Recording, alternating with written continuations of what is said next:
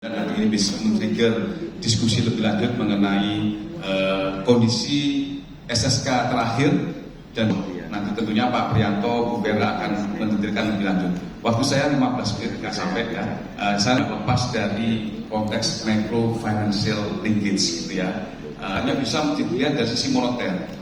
Nggak bisa inflasinya stabil, pertumbuhan ekonomi kuat, tetapi bagaimana kerentanan sektor keuangannya. Itulah yang mengapa krisis global itu walaupun kita mengalami great moderation, ya inflasi dunia waktu itu benign, kemudian pertumbuhan ekonomi strong, tapi nggak bisa mengisolasi dunia dari krisis global karena ada kerentanan di sektor keuangan. Di sini kita ingin melihat sekilas aja teman-teman micro financial linkage, bagaimana tadi dinamika global katakan disampaikan oleh Pak juga ini tentunya memberikan spill over dampak ke dalam perekonomian domestik, dan kita syukurnya gitu ya, kalau orang Jawa itu bicara rezeki anak soleh gitu ya, ekonomi kita itu masih berdaya bagus gitu ya. Kita lihat dari sisi, kalau dari sisi dimensi ketahanan sektor keuangannya, sistem keuangannya juga terjaga baik.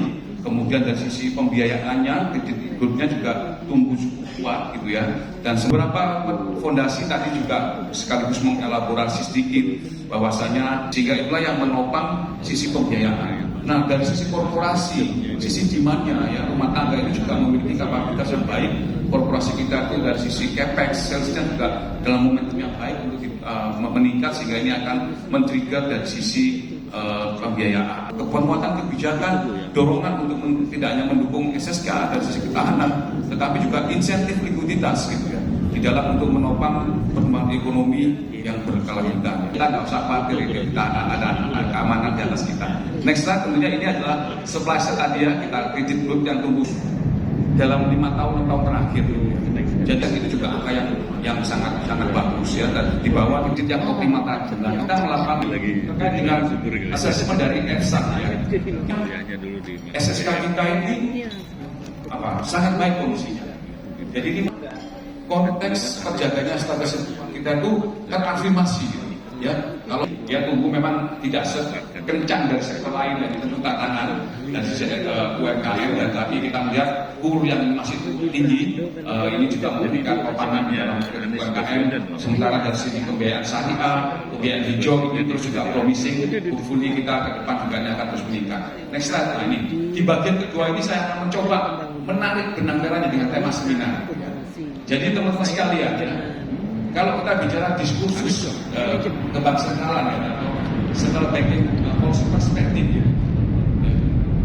domain kebijakan bank sentral ke depan itu semakin beyond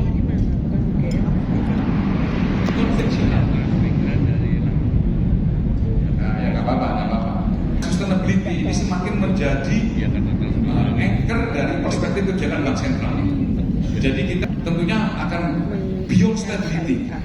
Jadi yes, kalau kita bicara kebijakan bank sentral pasti akan tradisional atau konvensional mandatnya adalah menjaga stabilitas, resiliensi ekonomi, stabilitas makro dan keuangan, tetapi ada domain-domain terkait dengan sustainability yang menjadi juga tanggung jawab bank sentral, karena memang kompleksitas permasalahan dihadapi. Kita nggak jemput gitu ya. Jadi kita atau kembali pulang nggak dijemput, pulang nggak diantar. Ini kompleksitas permasalahan itu memang kita bicara domain policy bank sentral yang memang harus kita berkoordinasi, bersinergi dengan instansi lainnya, dengan stakeholder. Ada tantangan terkait dengan welfare. Itu semua menjadi mendukung welfare dalam sumber ekonomi. Nah, konteks tadi risiko iklim ya. Bahwasanya sebenarnya kalau di dalam internasional fora ini nggak hanya bicara iklim semuanya, tetapi lebih luas. Biasanya yang baru-baru ini adalah konteks natural risk. Jadi terkait dengan zero itu bisa dipungkiri. Nah, kita tadi harus tahun 2050 ada tadi bicara NDC ya, nationally determined contribution. Jadi bagaimana komitmen dari suatu negara itu akan bisa melakukan pengurangan emisi sampai pada level tertentu. Kalau Indonesia di bawah itu tanpa dukungan dari financial institution global gitu ya, itu sih untuk beberapa sektor, tetapi masih banyak gap ya. 2020 itu 30 untuk 281 billion USD. Ya tadi kita sangat besar sekali gap yang ada ya, tentunya nanti ditanya kenapa kok ada gap ya, pasti tentunya dari sisi pelaku usaha masalah awareness, masalah kesadaran, masalah kematangan dari bisnis proses bisnis modelnya. Sementara dari sisi perbankan mungkin Ibu Selera bisa menyampaikan just slowly transition, tapi just transition, transisi yang harus berkeadilan.